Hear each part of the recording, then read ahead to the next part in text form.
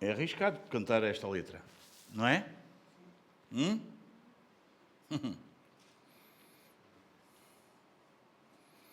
Fazer a vontade do Senhor como os anjos lá no céu.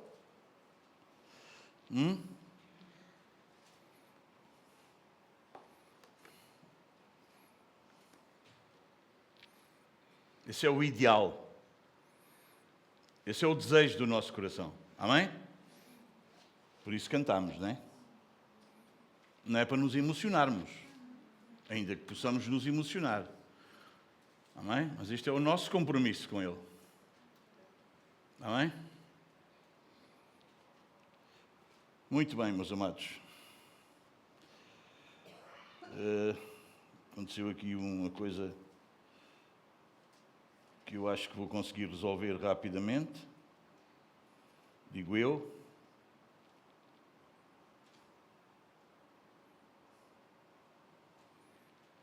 Acho que consegui. Ok?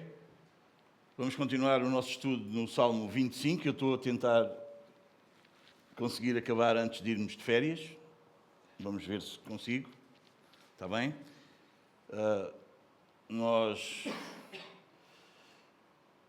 Se vocês se lembram, se não se lembram, depois poderão ir ouvir as mensagens para trás. Mas nós, quando demos a estrutura do Salmo, nós colocámos-la em 3 pontos, não é? O primeiro ponto nós já demos, e é do versículo quê? 1 a 7, não é? O cristão deve confiar inteiramente no Senhor. E hoje vamos ao ponto número 2, que vai dos versículos 8 a 15, que nos diz que o Senhor guia e ensina os humildes nos seus caminhos. Amém? É isso?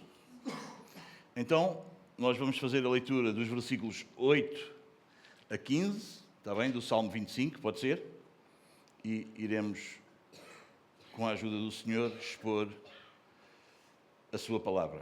Amém, meus amados? Vamos ler então as Escrituras. Bom e reto é o Senhor, por isso aponta o caminho aos pecadores. Guia os humildes na justiça e ensina aos mansos, ou algumas traduções dizem humildes, o seu caminho. Todas as veredas do Senhor são misericórdia e verdade para os que guardam a sua aliança e os seus testemunhos.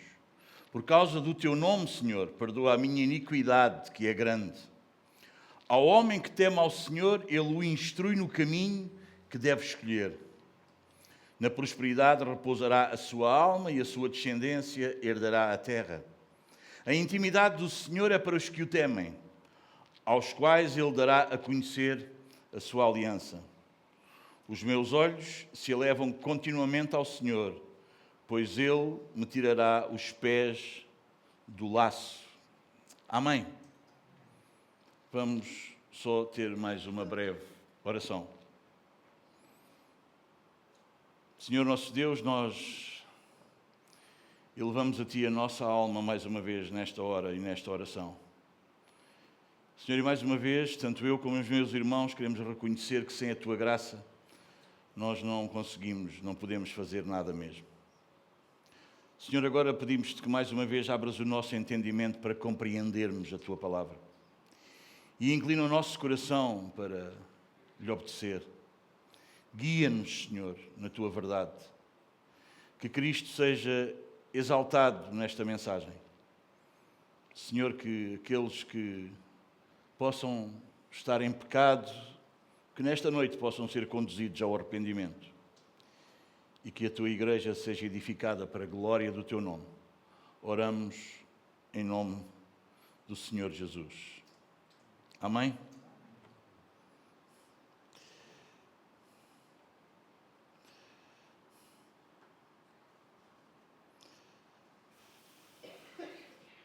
Peço desculpa, dei-me só aqui um breve instante, que isto está aqui a acontecer.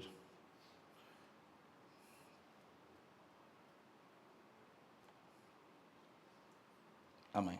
Podemos ficar sentados, desculpem. Vamos iniciar então o ponto número 2, meus irmãos. O Senhor guia e ensina os humildes nos seus caminhos. Vamos ver os versículos 8 e 9. Diz-nos assim a palavra como nós acabámos de ler. Bom e reto é o Senhor, por isso aponta o caminho aos pecadores. Guia os humildes na justiça e ensina aos mansos, ou novamente aos humildes, a palavra é a mesma, o seu caminho. Bom, até este ponto do Salmo, até ao versículo 8, Davi falou predominantemente na primeira pessoa. Ele abriu o seu coração diante do Senhor. Ele levou a sua alma a Deus, ele confessou a sua confiança, clamou a Deus por direção, como nós vimos, apelou pela sua misericórdia. Bem, a oração foi, de uma maneira até aqui, profundamente pessoal. Entretanto, quando chegamos aqui ao versículo 8, percebemos que há uma mudança significativa na oração. Davi deixa de olhar para si, para dentro dele, para dentro de si mesmo, e passa a contemplar quem Deus é. Esta transição, meus amados, não é nenhum acidente. Isto revela um dos grandes princípios da nossa vida e na nossa vida de oração. Meus amados, enquanto nós fixamos os olhos em nós mesmos, encontramos o quê? Fraqueza, culpa, dúvidas, muitas limitações. Mas quando nós levantamos os nossos olhos para Deus, o que é que nós encontramos? O que Davi encontrou: perfeição, santidade, bondade, fidelidade, misericórdia.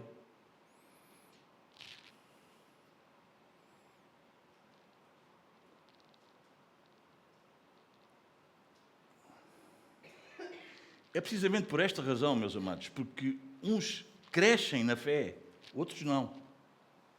A nossa fé cresce quando a nossa visão de Deus também cresce. Os irmãos entendem? Muitos crentes, infelizmente, hoje em dia vivem espiritualmente abatidos. Por que razão?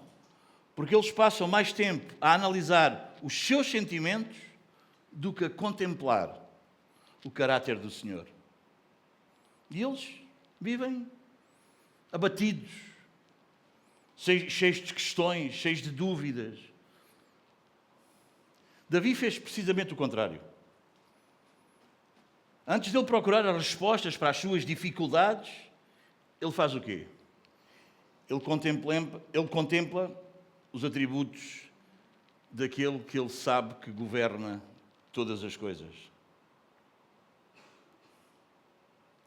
Esta é a lógica, meus amados, da nossa vida. Esta é a lógica de uma verdadeira espiritualidade de alguém que se diz cristão reformado. A teologia, vocês entendem? O estudo de Deus precede a nossa experiência. Vem antes da nossa experiência. Os irmãos entendem? Nós conhecemos a Deus, conhecemos quem Ele é, buscamos quem Ele é e aí nós experimentamos o que Ele é. Vocês entendem? Há pessoas que querem experimentar antes de o conhecer. Vocês entendem? Querem ter experiências com Deus antes de o conhecer. Antes de o conhecerem através da sua palavra, que aliás é a única maneira de o conhecermos. Amém, meus amados? Quando nós temos um conhecimento correto de Deus e o Deus das Escrituras, a nossa vida, meus amados, também se torna uma vida quê? Correta. Se nós temos um conhecimento de Deus equivocado, a nossa vida é isso mesmo também.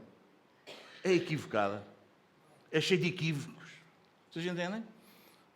Não conhecem pessoas muito equivocadas? Em relação a eles próprios, em relação a Deus, a vida deles, não conseguimos perceber bem.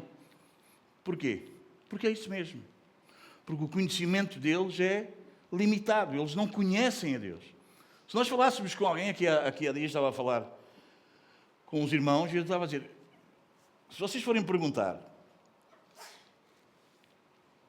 numa igreja Isto vocês não entendem, isto não é falar mal dos outros, entendam? É só nós pormos dentro da realidade e também sermos gratos por aquilo que Deus tem feito connosco. Se nós formos perguntar os atributos de Deus, sabe o que é que as pessoas respondem?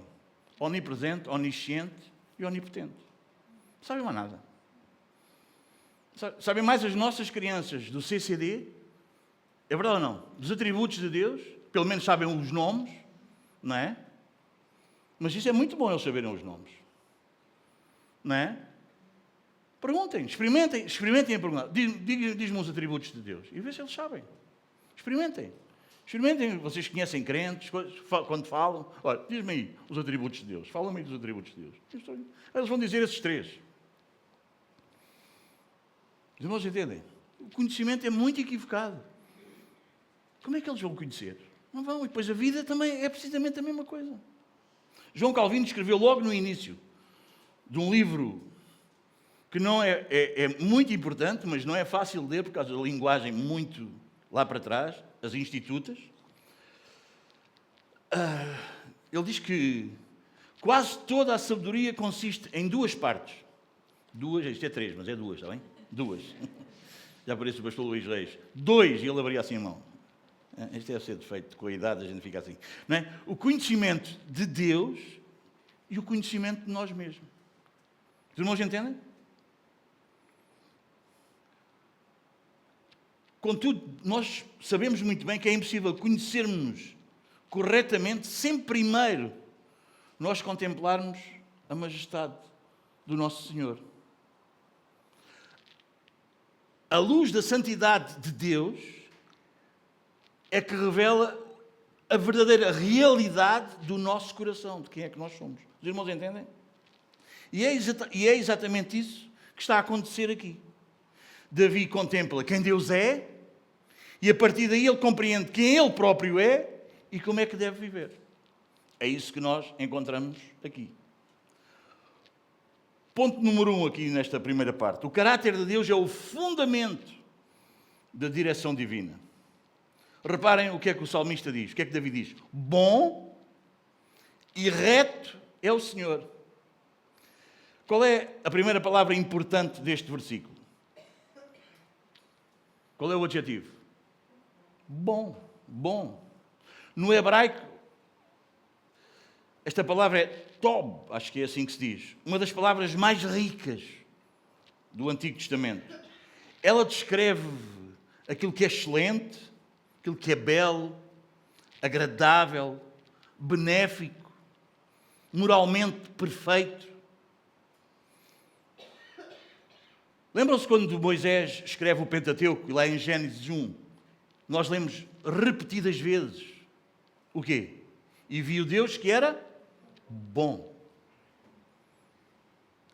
A bondade da criação existia porque refletia o quê? A bondade do seu Criador. Portanto, meus amados, é importante percebamos isto.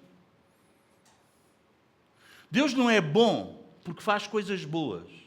Deus cria coisas boas porque Ele é bom, irmãos. Amém? Amém, meus amados? A bondade não é um atributo que Deus adquiriu. Não, meus amados. Não, nada disso. Nada disso. A bondade faz parte da essência de Deus. Da sua essência eterna. Deus sempre é bom. Não há nenhuma circunstância que vá alterar esta realidade. Nenhuma. Quando nós somos abençoados, quando nós recebemos bênçãos, Deus é bom. Quando nós enfrentamos perdas, Deus é bom. Quando nós compreendemos os seus caminhos, Deus é bom. Quando não compreendemos absolutamente nada, Deus continua sendo infinitamente bom, meus amados. Esta verdade precisa penetrar nos nossos corações. Esta verdade precisa penetrar na igreja. A igreja precisa crer de verdade que Deus é bom. Quer eu entenda, quer eu não entenda. Quer esteja a ser fácil, quer esteja a ser difícil. Quer Ele me diga coisas, quer Ele me tire coisas. Quer eu esteja todo feliz, quer eu esteja todo prostrado. Deus é bom. nada altera a sua condição. Nada altera o seu caráter. Amém, meus amados?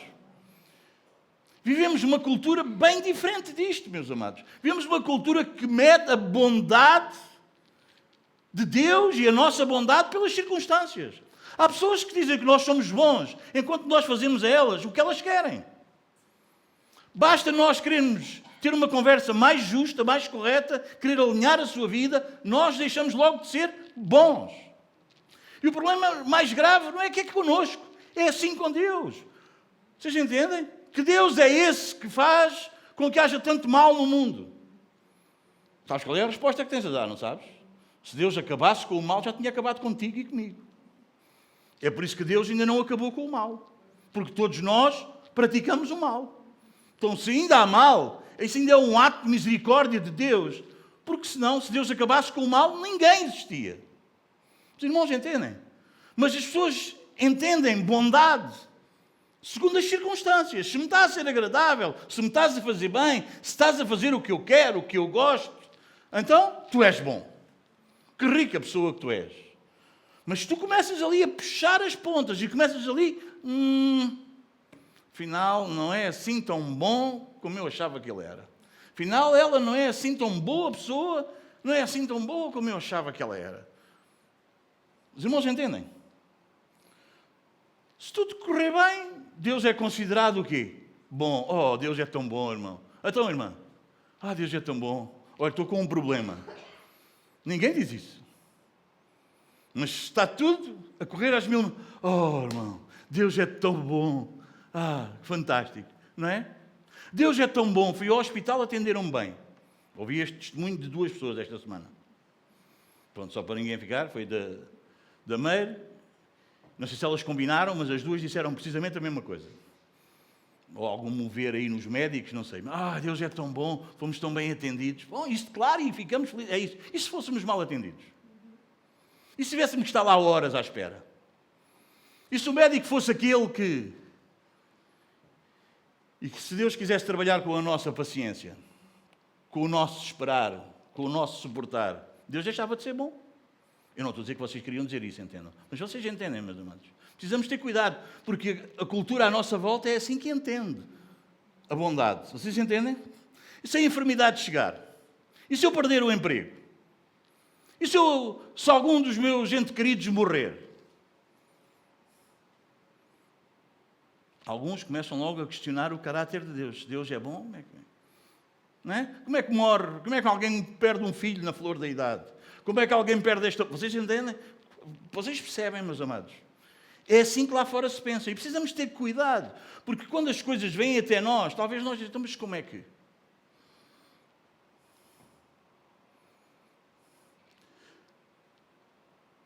As Sagradas Escrituras, meus amados, a Bíblia que nós transportamos nas nossas mãos, nas vossas malas, não permite que nós interpretemos a bondade de Deus segundo as circunstâncias. Ela não permite que façamos isso. Ela não nos deixa fazer isso. Quando tu olhas para a vida com as lentes da Bíblia, é assim que tu deves olhar. É assim que tu deves ver a vida. Vocês entendem? Se eu tirar estes óculos, eu vejo-os todos embaciados. E se eu fechar este olho, então, vejo uma nuvem. Mas quando eu coloco os óculos, eu vejo pelo menos um bocadinho melhor. Porque com o suor e com isto, cada vez estão mais embaciados. Mas vocês entendem? E nós precisamos ver a vida, meus amados, através destes óculos. A partir daqui. A partir das Escrituras. Porque faz-nos ver a vida completamente diferente. E é dessa maneira que nós precisamos de ver a vida. Não é? Hoje em dia fala-se muito da cosmovisão. E a nossa cosmovisão tem que ser bíblica. A nossa visão tem que ser a partir das Escrituras. E a partir das Escrituras nós vemos tudo. Nós vemos a Deus não pelas nossas experiências, não pelos nossos sentimentos, não pelas nossas emoções. Nós vemos a Deus pelas Escrituras. E nós vemos-nos a nós através das Escrituras, pelas Escrituras. Nós vemos a vida, o mundo, tudo através das Escrituras, meus amados. E as Escrituras não nos deixam pensar dessa forma. Amém? Nós devemos interpretar, antes pelo contrário, o que nos rodeia as circunstâncias, através do quê? Quando eu digo que nós devemos ver a vida através das Escrituras, nós devemos ver as circunstâncias, o que nos rodeia, as situações, através do quê? Deste caráter imutável de Deus. Deus não muda. As circunstâncias mudam, mas Deus não muda. Deus é sempre bom. Amém, meus amados? E é isso, e foi precisamente isto que Davi fez. Reparem que Davi diz, bom e reto é o Senhor. Ele também diz, não é? Reto. É o segundo atributo, igualmente importante. O texto diz, e reto é o Senhor. A palavra hebraica é Yazar, significa reto, justo, íntegro. Transmite-nos a ideia de alguma coisa que não tem desvios. Vocês entendem? Tudo o que Deus faz está perfeitamente alinhado com a sua bondade, com a sua santidade. Deus nunca toma decisões precipitadas, como tu e eu às vezes tomamos. Nunca. Ele nunca age por um capricho, por uma mania. Nunca. Deus nunca erra um julgamento. Vocês entendem? Às vezes nós erramos, julgamos pela aparência, achamos uma coisa, depois... Vocês entendem? Deus nunca erra um julgamento. Deus nunca pratica uma injustiça. Gênesis 18, 25, Abraão perguntou, não fará justiça o juiz de toda a terra? Qual é a resposta que vocês acham que é? Ele sempre fará aquilo que é justo. Ele sempre fará justiça. Amém, meus amados? No mundo, como nós vemos, nós ligamos a televisão, é horrível, meus amados. Até os juízes, até os tribunais, hoje em dia cada vez mais nós ouvimos, e as pessoas recorrem e vão, e esta instância e outra instância, os tribunais cada vez mais falham. Os governantes, pessoas completamente corrompidas, é horrível, é uma notícia atrás da outra, e não é na nossa nação, é na Europa, é no mundo, tudo corrompido, meus amados irmãos. As pessoas, os inocentes, é que sofrem injustiças. Se tens algum poder, acabou a história. Faças o que fizeres, vai por aí fora. Mas há um juiz que é justo. E nenhuma das suas decisões, nenhuma decisão sua, nenhum julgamento seu, será alguma coisa meio equivocada, que a gente fica, bom, não, meus amados. Foi esta verdade que sustentou, meus amados, aqueles nossos irmãos lá atrás, os mártires da história da igreja. Eles estavam firmes nessa verdade. Os irmãos entendem? Quando eram condenados injustamente pelos homens, eles descansavam neste justo juiz, porque eles pertenciam a um juiz que julga perfeitamente. Eles podiam ser condenados pelos homens. Eles podiam ser julgados pelos homens. Vocês entendem? Eles podiam ser pregados num madeiro, queimados. Vocês entendem? Queimados vivos. Mas eles sabiam que havia um juiz que julga retamente. Amém, meus amados? Estas são verdades e atributos de Deus que solidificam a nossa caminhada, que amadurecem a nossa fé. Deus é bom. Quando? Sempre. E Deus é reto. Sempre o que Ele faz de maneira reta, de maneira justa, de maneira correta, sem ser questionado. Vocês entendem? Não dá para questionar o caráter santo, justo e bom de Deus. Não dá, meus amados. Não dá. Não dá. Amém, meus amados? Esta união da bondade e da justiça, estes dois atributos, aparecem juntos, muitas vezes nas Escrituras, de forma intencional. Porquê? Porque a bondade sem justiça produziria o quê? Um Deus permissivo, como alguns pais são, e demais. Não quer dizer que nós temos que ser... Vocês entendem? Vocês entendem, meus amados? A bondade sem a justiça, nós teríamos um Deus que permissível. Ele era tão bom, tão bom, tão bom nessa coisa de bom, que Ele nos permitiria nós fazermos o que não é justo. Os irmãos entendem? E estas duas verdades caminham paralelas. Meus amados, e se o nosso Deus tem este caráter, nós que somos habitados pelo seu Espírito, nós também precisamos ter esse caráter. Amém? Não te deixes influenciar pelo mundo, irmãos. Um mundo permissivo, a tolerância. Eles toleram tudo, só não toleram Deus e a verdade. Amém? E às vezes parece que quando tu ages segundo o caráter de Deus e és bom e justo, o mundo interpreta que tu és mau, intolerante.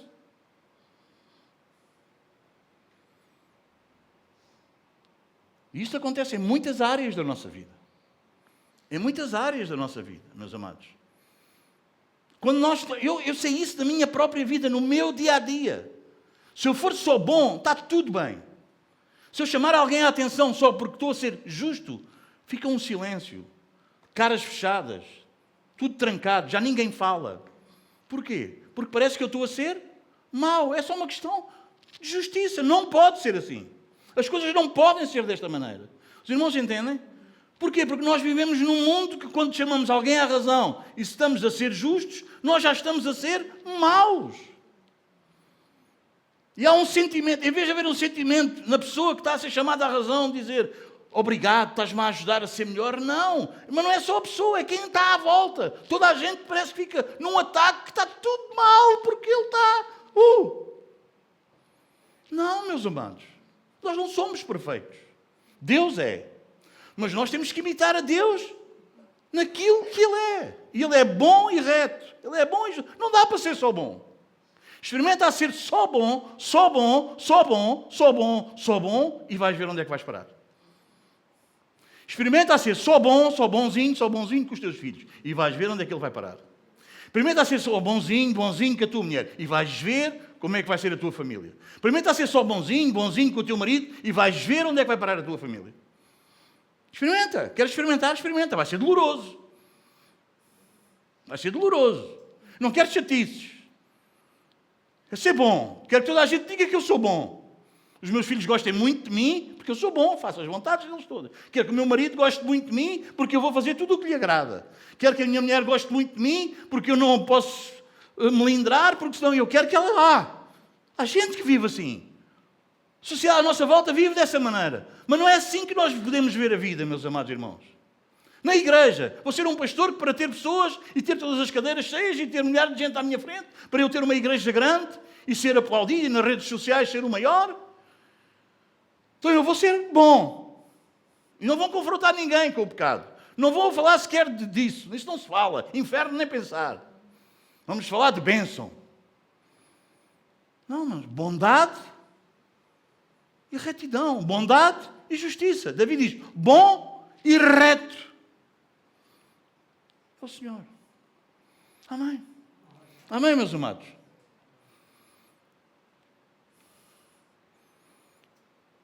Sabes onde é que foi o expoente máximo onde estes dois atributos de Deus se juntaram? Qual foi o lugar onde estes dois atributos de Deus se juntaram? Os dois juntinhos. Foi onde? Na cruz.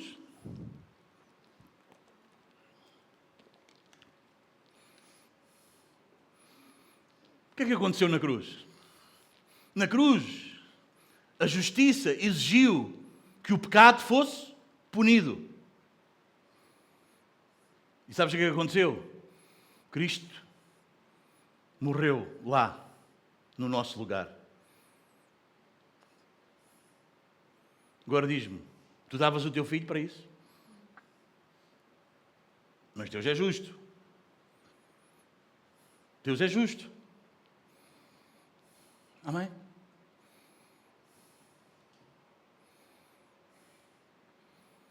O que é que Deus fez? O que é que Deus fez? Porque Ele é bom. Ele providenciou o Cordeiro para morrer no teu lugar. Ele não desculpou o pecado. Ele não fingiu que tu não pecaste. A igreja não é composta de pessoas que não pecam. Alô? Sim, meus amados. Percebes onde a bondade e a justiça se juntaram? O pecado foi punido, justiça. Toda a alma que pecar, essa morrerá. Amém, meus amados?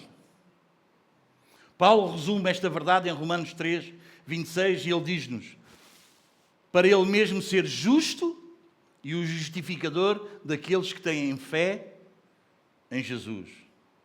A cruz não diminuiu a justiça de Deus. Vocês entendem? Deus, como é meu filho, eu não vou matá-lo. Fica assim um bocadinho doente só. Pronto. Foi? Percebes como é que, se tu não olhas para a vida segundo as Escrituras, tu vives equivocado? Conseguimos perceber isso, meus queridos irmãos?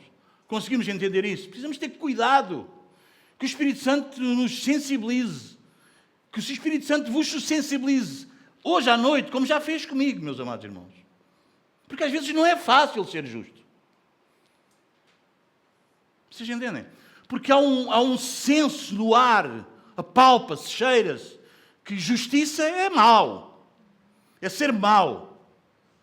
Vocês entendem? Foi isso ou não foi? Pedro viu isso. Pedro disse: não, tu não vais à cruz. Eu não vou deixar que tu vás à cruz. O que é isso? Não vais. E sabes o que é que Jesus disse? Afasta-te de mim, Satanás. Tu não pensas nas coisas de Deus. Tu só pensas nas coisas dos homens. O homem pensa assim. Deus não pensa assim. A pergunta agora seria: e como é que tu pensas? Como é que eu penso? Amém, meus amados? Amém. Diz-me uma coisa. Quando te tratam justamente, como é que tu ages?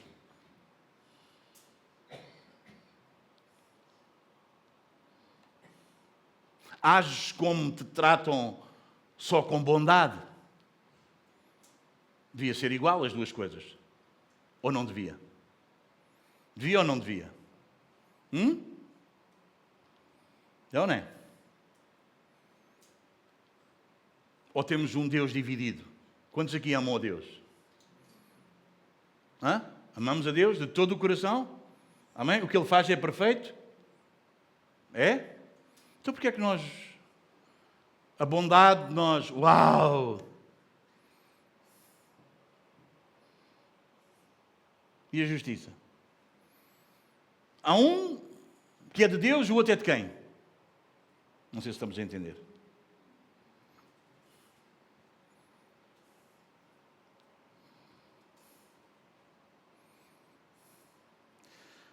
Spurgeon afirma o seguinte: na cruz a misericórdia e a justiça deram as mãos, e a verdade e a paz se beijaram.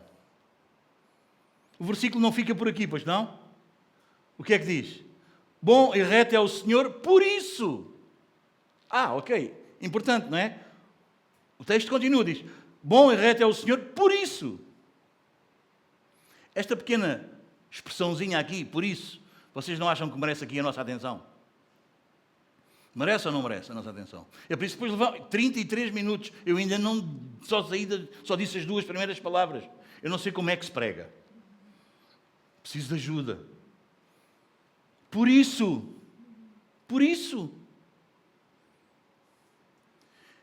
Estas duas palavras, por isso, estabelece aqui uma relação de causa e efeito. Ou não é?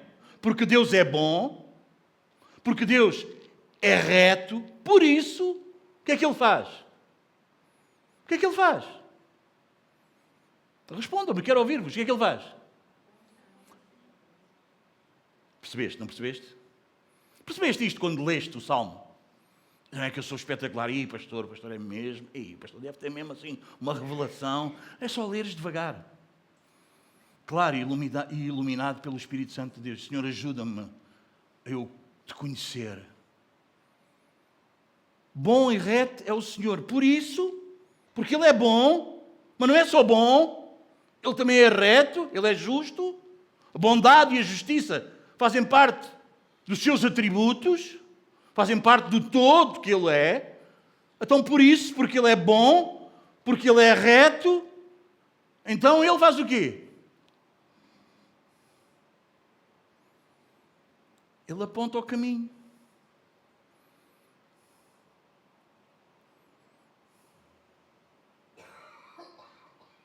Tu não achas isto fantástico? Todos nós queremos saber a vontade de Deus, não é? É ou não é?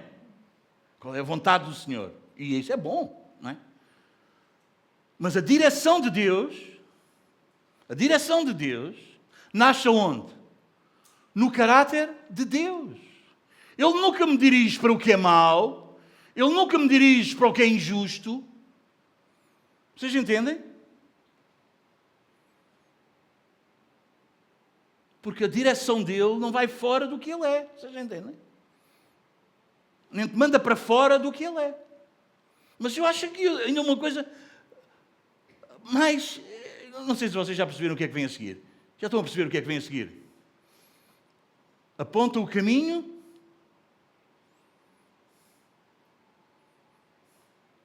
aos que merecem. Podia ser. Bom, Deus aponta o caminho, diz: este é o caminho àqueles que merecem. Bom, Deus aponta o caminho àqueles que têm um caráterzinho assim mais doce, mais meigo, mais gracioso. É isso que diz?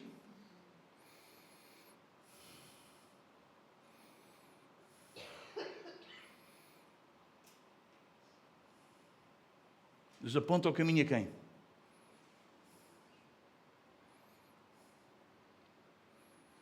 Aos pecadores. E porquê é que Deus aponta o caminho aos pecadores? Porque os pecadores não buscam saber qual é o caminho. Amém? Eles não vão encontrar o caminho. Paulo diz: não há quem busque a Deus, nenhum sequer, lá em Romanos 3:11. É sempre assim, meus amados. É Deus quem busca, é Deus quem chama, é Deus quem ilumina, é Deus quem nos conduz. Tudo na salvação é Deus, meus amados. Começa com Deus e termina com Deus. Ele aponta o caminho aos pecadores. Eu acho que esta declaração é incrível, é extraordinária. Davi não diz: aponta o caminho aos religiosos, aponta o caminho aos moralmente corretos, aponta o caminho àqueles que descobrem a verdade. Não, ele diz: aponta o caminho aos pecadores. Vocês já perceberam que as Escrituras, vez após vez, destroem completamente a nossa noção de querermos ter qualquer mérito nisto? Vocês já viram isso?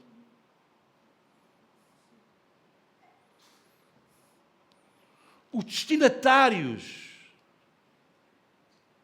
vocês entendem? Não são pessoas boas, são pecadores. É ou não é, meus amados? No Éden, ele apontou ou não apontou o caminho? Apontou o caminho. Quando ele tirou o povo, ele não apontou o caminho. Ele apontou o caminho. Nos Evangelhos, passando para o Novo Testamento, o que é que Jesus fez? Chamou o quê? Apontou o caminho para quê? Publicanos, prostitutas, pescadores, gente iletrada, gente completamente fora. Não eram os do templo. Completamente fora, pecadores. Na cruz. Ele apontou o caminho àquele ladrão que estava lá. Foi o primeiro a experimentar o reino. Ele apontou o caminho. Ele aponta o caminho a pecadores. Jesus diz lá em Lucas 5:32: não vim chamar justos, mas pecadores ao arrependimento. Claro, meus amados, que isto não significa que Deus aprova o pecado. Significa o quê? Que somente quem reconhece que é pecador encontrará o caminho. Amém? Quem acha muito agressivo, vocês entendem? Nós dizemos: tu és um pecador, um miserável pecador. Tu és um miserável pecador. E a pessoa, pronto, não encontra o caminho. Tu não mereces nada. Não encontra o caminho. Ele diz, sim, eu sei. Eu sei que eu sou um miserável pecador. Eu sei que eu não mereço nada. Ok, vais ver que ele aponta o caminho.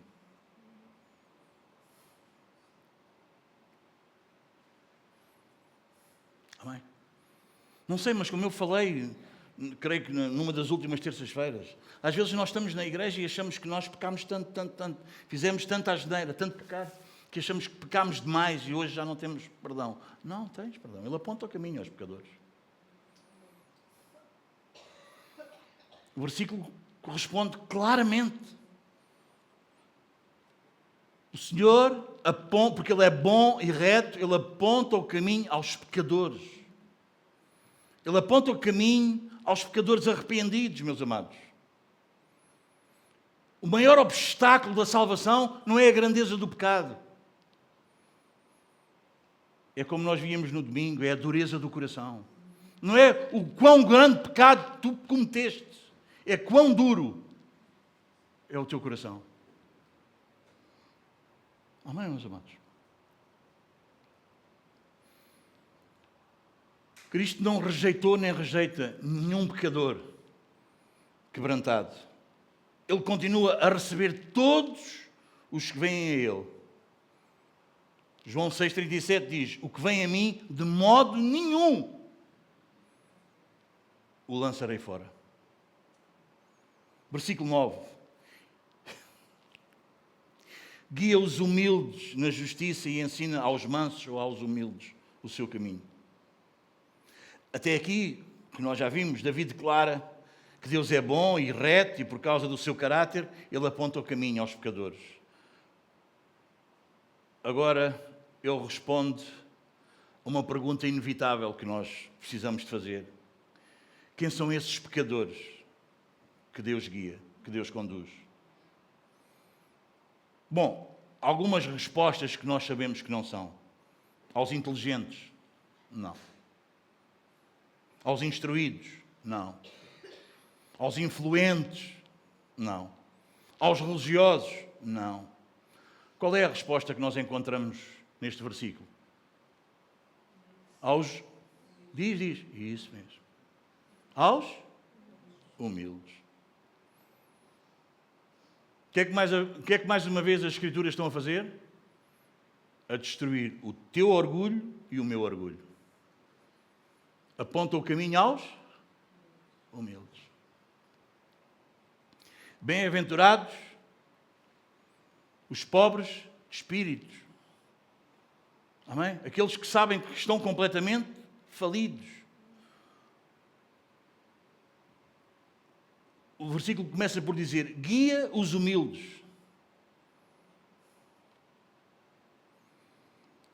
A palavra hebraica traduzida para humildes é anauim.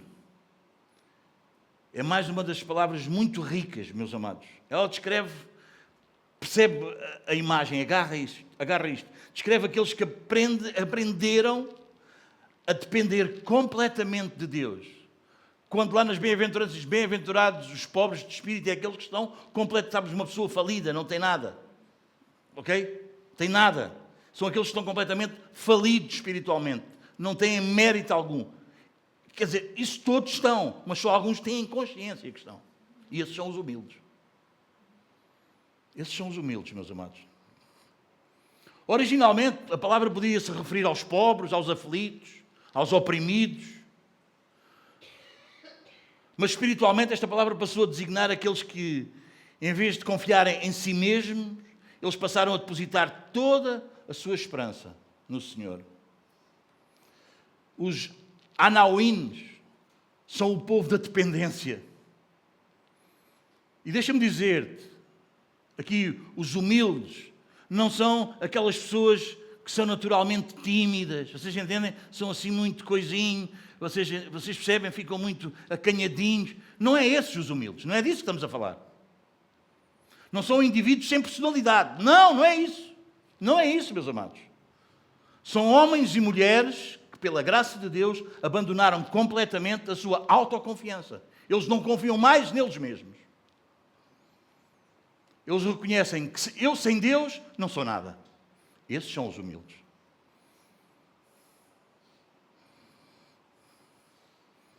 Números 12, 3. Moisés é chamado o homem mais manso ou mais humilde da terra. Davi descreve-se ele próprio como o servo do Senhor, o que depende do Senhor. Isaías, diante da santidade divina, lá em Isaías 6, no ano em que morreu o rei Uzias, eu vi o Senhor. E sabes o que é que Isaías faz quando ele vê o Senhor? Sabe o que é que ele diz? Ai de mim. Ai de mim. Pedro, o que é que Pedro diz ao Senhor? Senhor, retira-te de mim, porque eu sou pecador. Está lá em Lucas 5:8.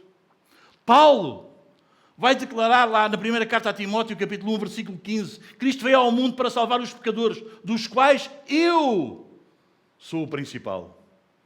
Eu sou o maior de todos. Percebes como é que Paulo se via?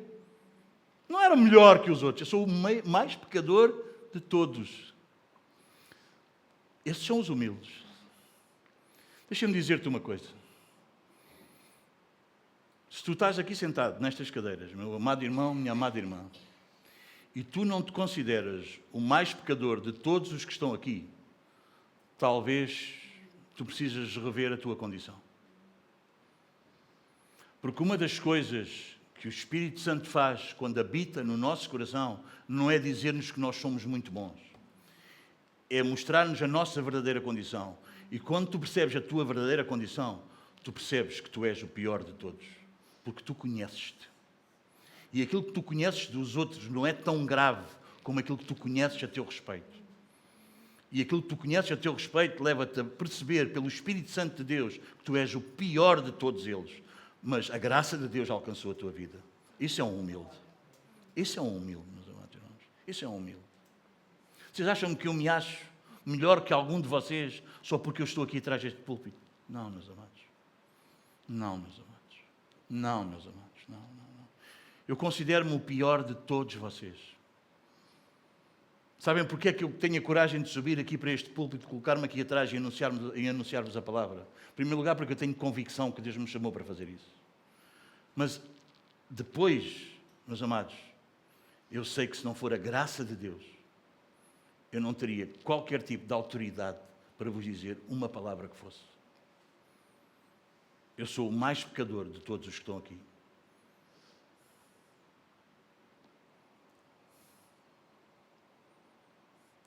Todos estes homens, meus amados, Pedro, Paulo, David, Moisés, todos estes homens, meus amados, eles tinham isto em comum.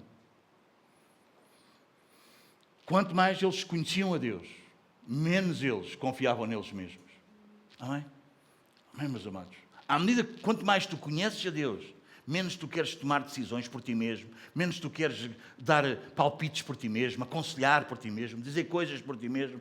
Tu não queres saltar daqui, tu queres falar com toda a gente, dizer, e o que tu dizes, quer que isto esteja de acordo com o que está aqui, porque tu conheces. E se tu sais um bocadinho daqui, tu podes estar a dizer qualquer coisa que não vale nada. Até pode ser muito bom, o outro pode gostar mais, pode-se agradar mais, pode ser mais teu amigo, mas tu sais daqui, tu estás muito sujeito a errar.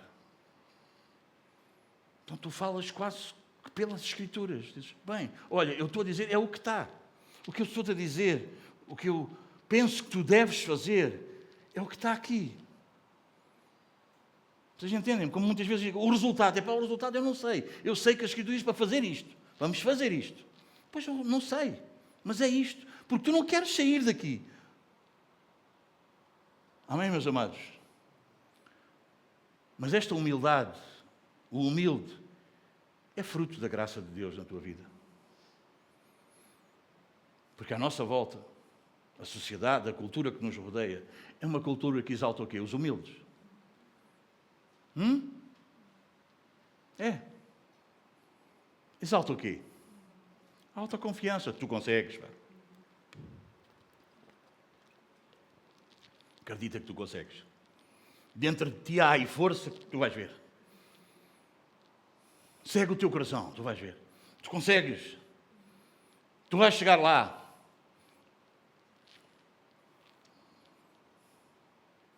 Só que o Evangelho produz outra realidade na nossa vida. Meus amados, não estou a dizer que o Evangelho destrói o homem feito à imagem de Deus. Não é isso, meus amados.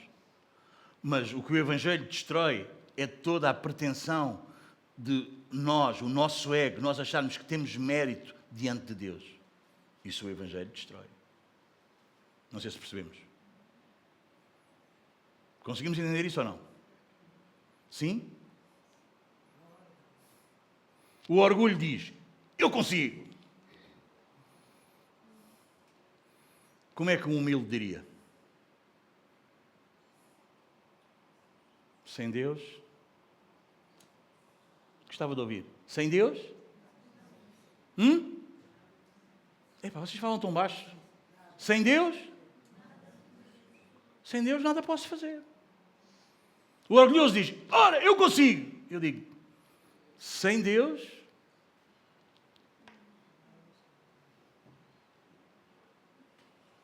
Eu nada posso fazer. Esse é o humilde, meus amados irmãos. Foi isso que Jesus afirmou lá em João 15, versículo 5. Sem mim nada podeis fazer. Portanto, a verdadeira humildade nasce quando, meus amados? Quando nós vemos, quando nós compreendemos quem Deus é. Não foi isso que aconteceu com Jó? Durante muitos capítulos ele interroga, ele faz questões, ele faz perguntas. Mas quando ele contempla a majestade do Senhor, ele diz, eu conhecia-te só de ouvir, mas agora os meus olhos te veem. Por isso me abomino e me arrependo. Quando nós temos uma visão elevada de Deus, isso produz em nós, meus amados, uma visão correta acerca de nós mesmos. João Calvino observou que ninguém jamais é capaz de se humilhar verdadeiramente enquanto ele não contemplar a majestade do Senhor. É diante da luz da santidade divina que nós percebemos a profundidade do nosso pecado e a grandeza da sua graça. Amém? Como é que ele guia os humildes? Ele guia os humildes na justiça. Aqui o Nahá, em hebraico, guia, significa ele conduz-nos com cuidado, conduzir-nos cuidadosamente. É o verbo usado para um pastor, por exemplo, que conduz, que leva o rebanho por um caminho seguro. Não vamos por ali que é arriscado, há muitas ravinas, leva por um caminho seguro. Esta imagem que eu vos estou a dar, irmãos, é muito significativa para nós. Espero que tu a agarres. Deus não indica apenas uma direção, meus amados. Ele é o pastor, Ele caminha conosco. Deus caminha com o seu povo. Cristo é o cabeça da igreja. Cristo e nós somos um. Ele é Emmanuel, Ele é Deus conosco.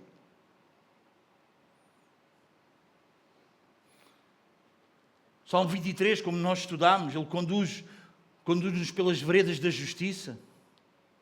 Isaías 48, 17, nós lemos, eu sou o Senhor teu Deus, que te ensina o que é útil e te guia pelo caminho em que deves andar. Isaías 48, 17. No Novo Testamento, o Senhor Jesus declara, as minhas ovelhas ouvem a minha voz, eu as conheço e elas me seguem. Percebem a diferença? Percebem a diferença? Amém, meus amados? Cristianismo não é como alguém que tem um mapa. Percebes? Este é o mapa de Deus. Está aqui o mapa. Toma o mapa. Isso não é cristianismo. Não, meus amados. Cristianismo é seguir um pastor. É seguir uma pessoa. Ele não nos mostra apenas o caminho aonde nós devemos andar. Ele anda conosco no caminho. Ele próprio é o caminho. Na justiça. Davi acrescenta esta expressão que é muito importante. Deus guia os humildes na justiça. Isso significa o quê, meus amados? Que Deus nunca conduz alguém ao pecado. Deus não peca, Deus não pode ser tentado, nem tenta ninguém. Deus não conduz ninguém ao pecado. Percebes isso? Quando tu és conduzido por Deus, se há uma coisa que tu não vais, é pecar.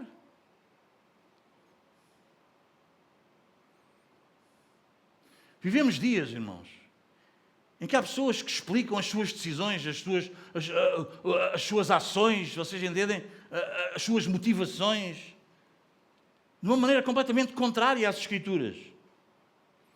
Muitas vezes, nós falamos com as pessoas, sabe o que é que as pessoas dizem? Certamente já aconteceu convosco. A frase é assim: Deus colocou isto no meu coração.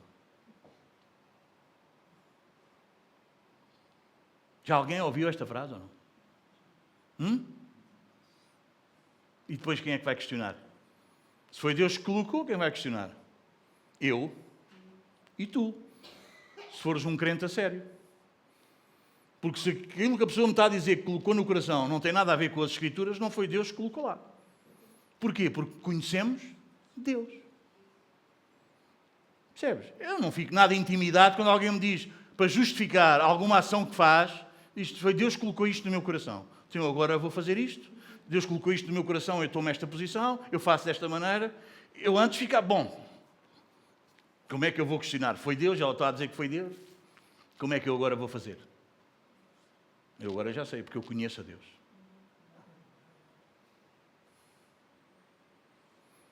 Deus colocou isto no meu coração. Colocou? A sério? Deus nunca nos conduz num caminho contrário ao das Escrituras. Imagina ao domingo. Um exemplo prático. Imagina ao domingo. Deus colocou no meu coração fazer isto. Achas que foi Deus que colocou?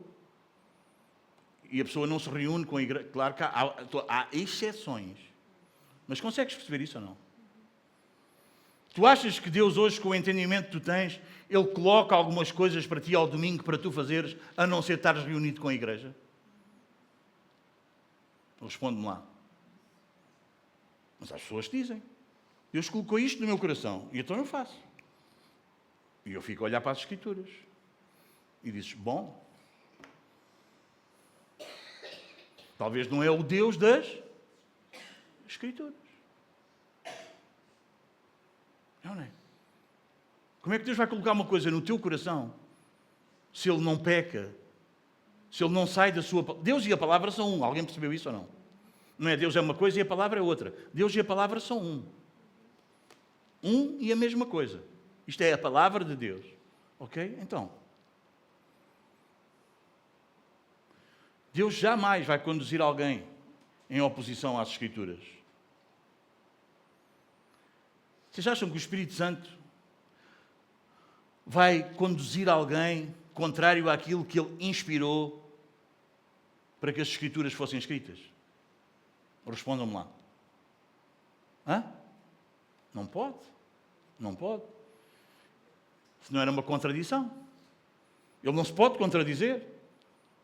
A vontade de Deus, meus amados, tu queres saber qual é a vontade de Deus? É fazer o que está nas Escrituras. A vontade de Deus está sempre de mãos dadas com a Bíblia. O que é que a Bíblia diz acerca disto? É isto? Isto é a vontade de Deus. Sempre, meus amados. Por isso, quando alguém deseja conhecer a vontade de Deus, a direção de Deus para a sua vida, a primeira pergunta que ele deve fazer não é o que é que me faz feliz? Não é o que é que me realiza? O que é que eu gosto? O que é que o outro precisa? Qual é a minha necessidade? Não é essa a pergunta. Qual é a pergunta? O que é que glorifica a Deus?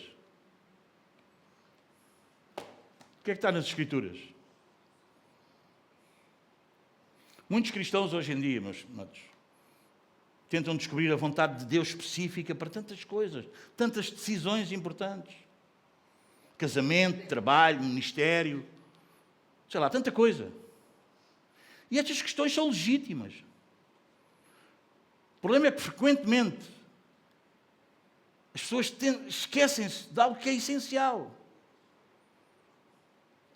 Antes de Deus revelar os detalhes do futuro, Sabes o que é que Deus quer fazer contigo e comigo? Trabalhar o nosso caráter. Não sei se apanhaste isto. Percebes? As pessoas querem que deixa ver como é que é o meu futuro. Como é que Deus quer que seja. Vocês entendem? E Deus diz, eu quero trabalhar o teu caráter. E então, em vez de Deus dizer como é que vai ser, Ele vai-te dizer como é que Ele diz nas Escrituras. E se tu te sujeitas ou não. Porque Deus não quer revelar-te o futuro. Deus quer trabalhar o teu caráter. E o meu. Ele quer ver se nós somos obedientes.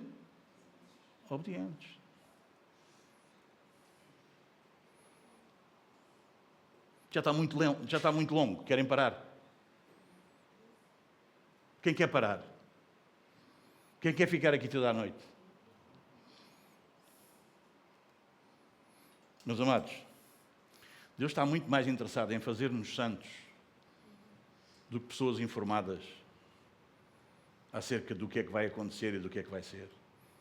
Deus está comprometido em santificar-te.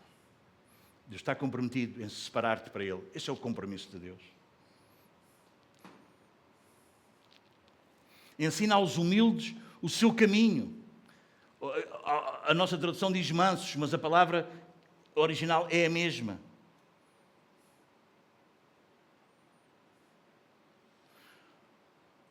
Não penses, irmão, que alguém orgulhoso vai aprender os caminhos de Deus. Nunca vai. Nunca vai. Deus resiste aos soberbos e dá graça aos humildes. Não penses que alguém pode aprender os caminhos de Deus, a direção de Deus e permanecer orgulhoso. Não pode. Não dá. É impossível. Sabes o que é que o orgulho faz? Sabes o que é que o orgulho faz? Olha para mim. Faz assim. Olha. Fecha a Bíblia. O orgulho não quer saber o que é que a Bíblia diz. Porque até tem medo de saber o que a Bíblia diz, porque depois vai contra o que eu quero lá saber o que é que está ali. Nem quero saber. Para que a doutrina? Para que passarmos uma noite de terça-feira a olharmos para duas frases? Para quê? Tanta coisa para saber. Podíamos saber o Salmo todo já, ou o livro de Salmos. Sabem há quanto tempo nós estamos a estudar Salmos? E vamos no Salmo 25. Alguém faz ideia? Nem fazem ideia, não é? Um palpite aí. Hã? 1 ano e 1 mês.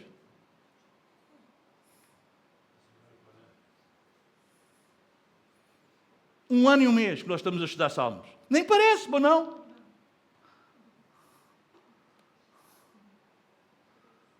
Para que sabermos tanto? Para quê? É que depois isto chateia-nos, não é?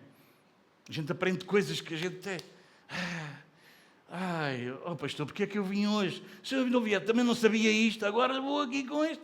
Lá vou eu aqui agora ter que lidar com isto tudo. É isso, porque Deus está comprometido em fazer-te santo. E eu estou comprometido pela sua infinita graça na minha vida, em fazer de ti a imagem do Senhor Jesus. A sofrer as dores da tua cara mais trancada, da tua cara mais fechada, por vezes passar por aquela situação que parece que tu já nem gostas de mim. Percebes?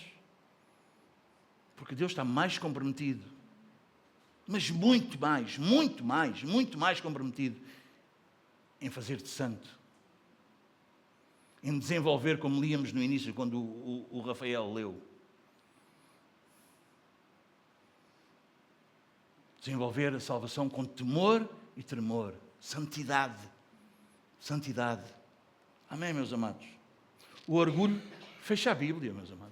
O orgulho não deixa que as Escrituras falem. Não deixa. Fecha a Bíblia, não quer saber. O que é isto? Mas sabes o que é que a humildade faz?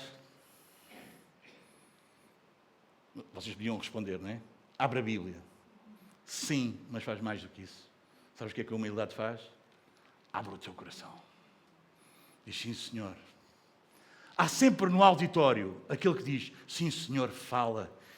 Eu preciso ser transformado, eu preciso mudar, eu quero viver para a tua glória, eu quero agradar-te. Sim, Senhor, fala comigo. E há aquele que diz, Vocês entendem?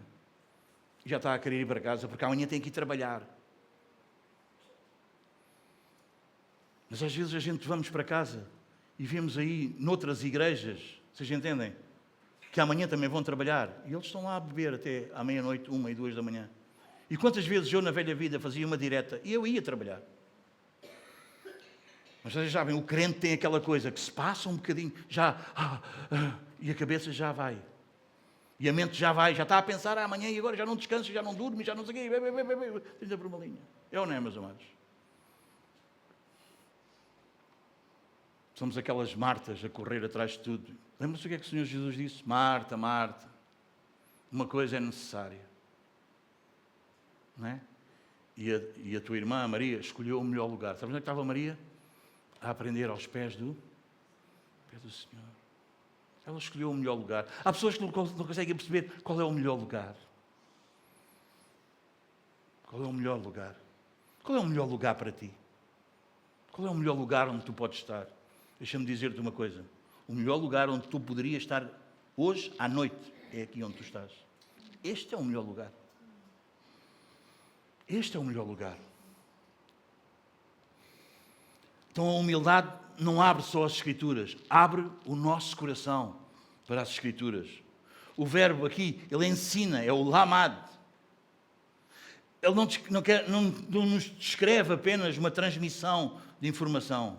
Refere-se a um treinamento de um discipulado. Na cultura hebraica, é importante perceberes isso. Aprender significa viver, caminhar ao lado do mestre. O discípulo imitava o mestre. Como é que ele aprendia? Observando. Lembram-se? Quando aquele discípulo pergunta, onde moras? E o que é que Jesus diz? Diz, vem e vê.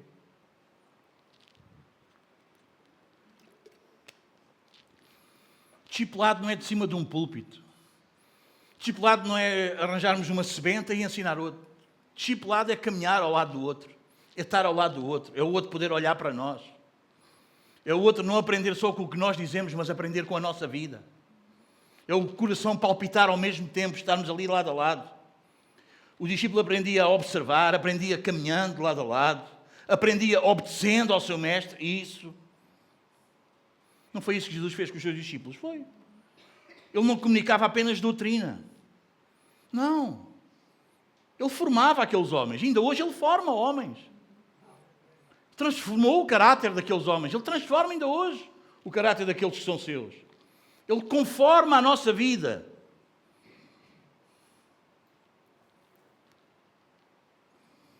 Santificação não é uma sala de aula onde Cristo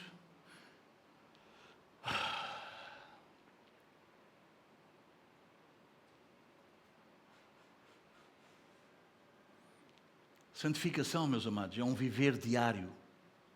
É um caminhar lado a lado. É observando aqueles que nos conduzem. Lá em Hebreus diz, lembra-te dos teus guias e da sua fé. Não é o quanto eles acreditavam, é a sua vivência, a sua confiança em Deus, como é que eles caminhavam, e imita-os. Amém? Conta-se que o mestre de música, alguém lhe perguntou qual era o seu melhor aluno. E todos, o que é que todos estavam à espera que ele respondesse? O que é que todos esperavam que ele, qual era o aluno que ele iria mencionar? E todos estavam a pensar, bem, é aquele mais talentoso. Mas sabe o que é que aconteceu? Sabe o que é que aquele mestre, aquele maestro, respondeu? Ele disse, o meu melhor aluno não é o mais talentoso. O meu melhor aluno é aquele que aceita ser corrigido.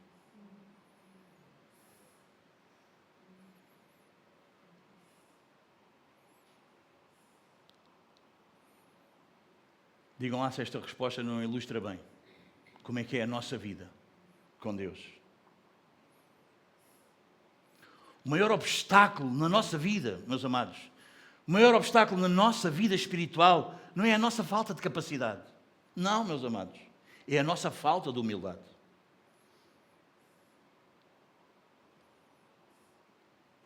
Deixa-me dizer-te uma coisa.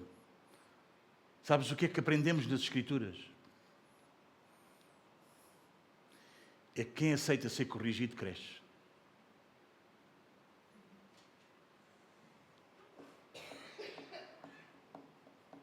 Quem aceita a correção cresce. Quem não aceita a correção está sempre na mesma. Nunca sabe nada. Nunca avança. Passa um ano, passa 2, passa 3. Porquê? Porque nunca aceita a correção. Não quer dizer que não concorde. Concorda. Não quer dizer que diga, não concordo com o que estás. Concorda em absoluto, acha belo. Só que não é corrigido pelas Escrituras. Só cresce quem é corrigido, irmãos. Porque todos nós estamos completamente desalinhados. Ou ainda não percebemos. Porquê é que uns crescem e outros não? Porque uns aceitam a correção. Somos humildes. Amém? Amém? Amém? Crescimento não é estica. Um agarra aí nas pernas que eu agarro nos braços e estica aí. Não. É aquele que aceita a correção. Quem resiste permanece espiritualmente uma criança infantil. É as bases. A conversa é a mesma. Não interessa se ele anda no mais alto seminário ou se só assiste aos cultos à terça-feira à noite. Não interessa o que é que ele ouve, o que é que ele aprende. Mas ele não cresce. A conversa é a mesma, infantil. A sua vida é pequeníssima mesmo. Sempre aquilo. Ele diz, mas estou crendo. Não aceita a correção. Ouve. Não aceita, não cresce. Porquê? Porque ele não é corrigido. Não é corrigido. Eu sempre que tenho esta imagem de correção, de corrigir, eu lembro-me da minha professora da primária. Já vos contei isto, não contei? O O, como ela fazia o O. E o teste de corrigir era sempre com uma caneta vermelha. E vocês já alguns conhecem a minha caligrafia. Parece mesmo um doutor, mesmo uma coisa mesmo. Espetáculo. Minha assinatura parece do miúdo que entrou para a primeira classe. As letras. E ela corrigia. E eu lembro-me tão bem, nos ditados, né? No meu tempo havia ditados, não sei se agora ainda há. Não sei se vocês sabem o que é um ditado. Sabes o que é um ditado? Sabes? Pronto. Ainda há ditados. Né? E eu fazia o ditado. E às vezes a Dona Teresa, o meu ditado tinha depois muita coisa escrita a vermelho. Era sempre um ditado colorido depois, que vinha das mãos da professora. E eu lembro-me do O, porque ela não só apontava o que estava errado, ela corrigia, ela fazia como deve ser feito. Não é? E às vezes não era um erro ortográfico, era só a letra.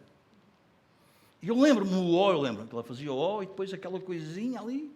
Ou não fazia uma bolinha, como eu faço agora, não é? Um círculozinho está o O. Não, aquilo era o O com aquela... ela tinha um O mesmo bonito. E ela corrigia.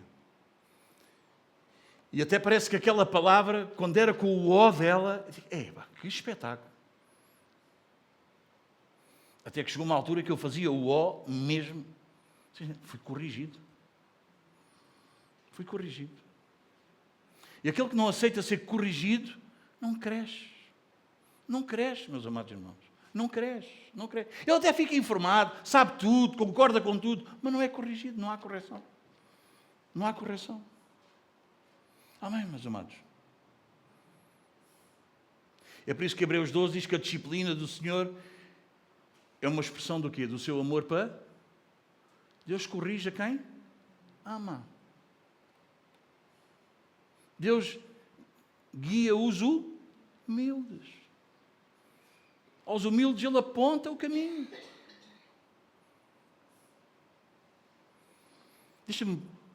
Eu vou-te ajudar a tu fazeres algumas perguntas a ti próprio e vamos terminar aqui.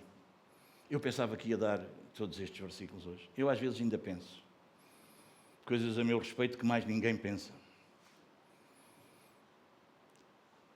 Deixa-me ajudar-te a fazer que tu faças algumas perguntas a ti próprio.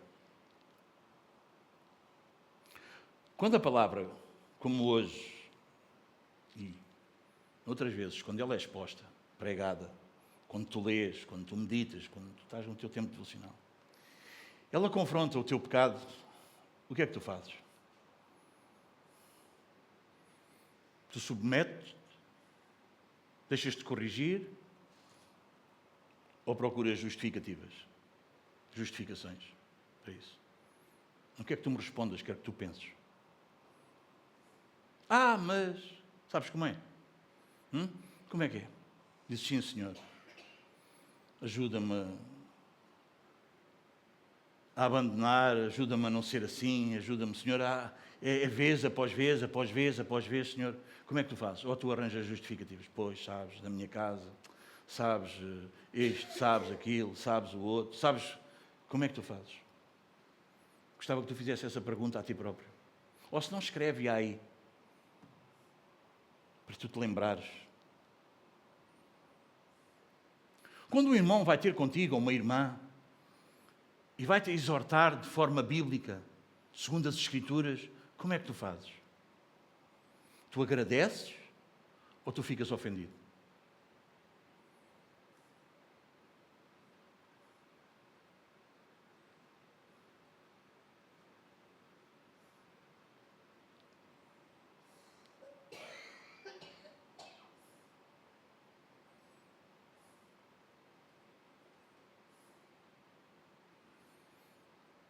Esta aqui eu levei um bom estaladão na minha cara. Esta que eu vos vou dizer. E quando Deus muda os teus planos?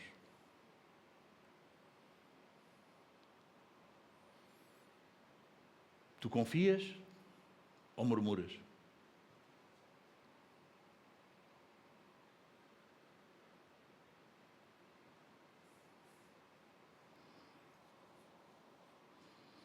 Quantos sabem que Deus muda os nossos planos? Quem ainda não se apercebeu disso?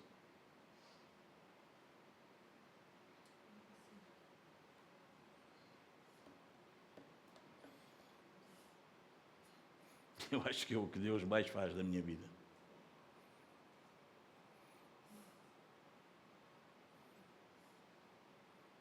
Confiamos ou murmuramos?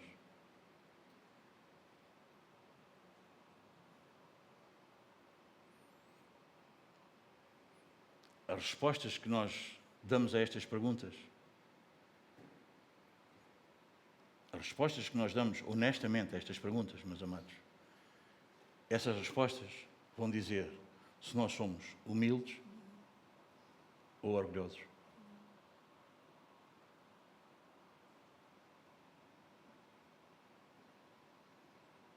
Conseguimos perceber isso?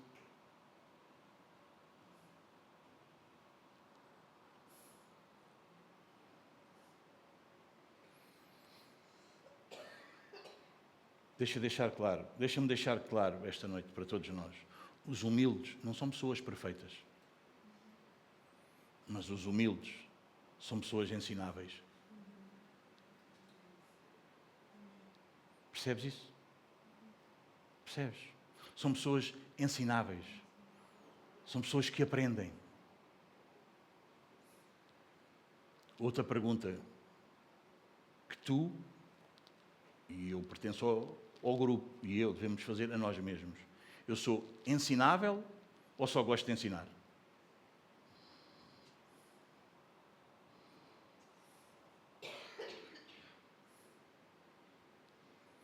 É que às vezes eu acho que se confunde gostar de ensinar com ensinável.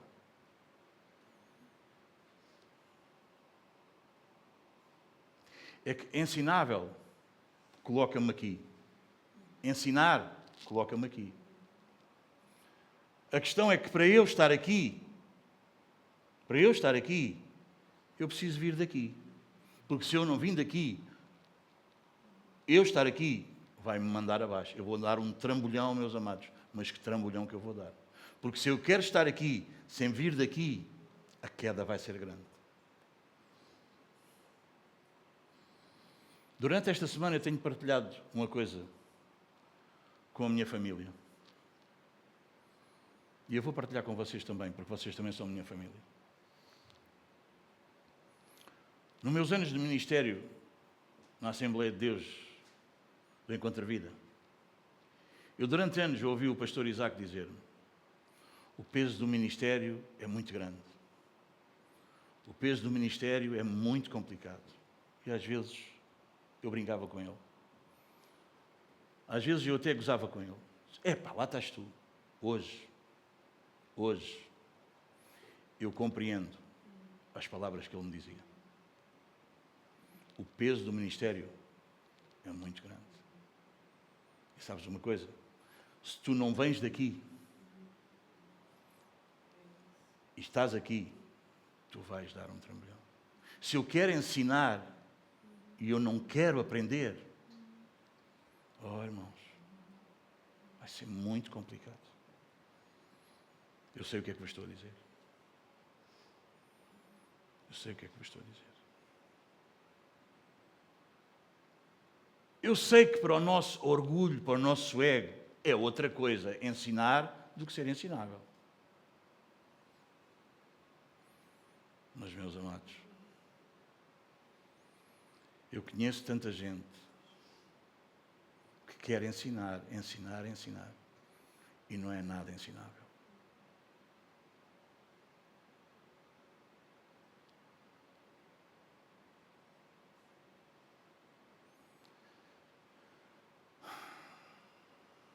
Nenhum discípulo é superior ao seu mestre. Basta ser igual ao seu mestre, dizem as Escrituras. E o nosso mestre diz: aprendei de mim, que sou manso e humilde de coração, e encontrareis descanso para as vossas almas. Amém? Às vezes, meus amados, nós queremos que todos os outros aprendam connosco. E não tem mal, queremos que os outros aprendam. Mas uma pergunta mais profunda é: e eu quero aprender?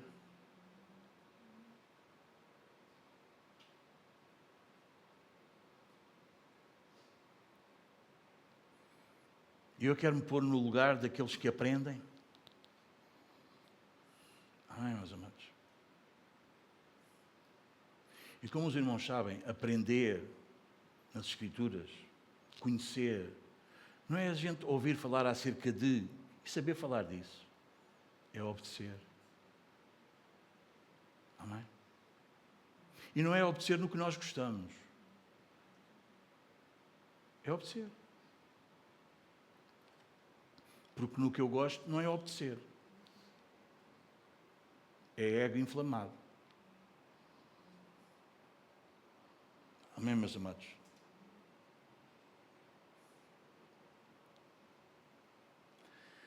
Então vamos terminar, meus queridos. Os humildes não são pessoas perfeitas. São pessoas ensináveis.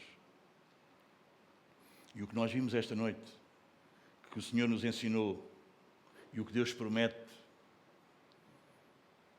na sua palavra, é alguma coisa maravilhosa, extraordinária. É que aqueles que se deixam ensinar por Ele, jamais serão abandonados no caminho. Amém? Deus não está à espera da tua capacidade. Deus está transformando o teu coração para que tu sejas humilde, obediente. Deus não quer revelar-te o futuro. Deus quer transformar o teu caráter para que ele seja santo. Nem de propósito. Deus quer que tu e eu sejamos o que nós cantámos no início. Obedecer-lhe como os anjos no céu lhe obedecem. Eu já sei que tu não vais conseguir fazer isso. Eu já sei que eu não vou conseguir fazer isso. Mas isso deve ser o que me move. Eu já sei que eu não tenho capacidade para fazer isso. Mas isso não é desculpa para eu não querer. E Santos, pelo contrário, é um incentivo para eu depender dele para todas as coisas. E dizer: Senhor, livra-me de eu cantar isto e eu não buscar isto dia a dia na minha vida. Amém? Bom e reto é o Senhor. Por isso, aponta o caminho aos pecadores, guia os humildes na justiça e ensina aos mansos o seu caminho.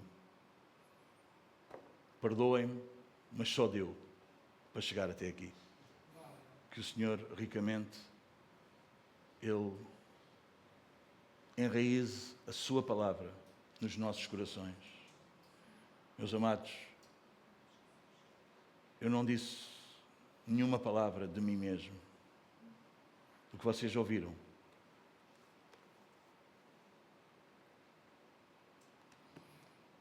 Que Deus vos abençoe.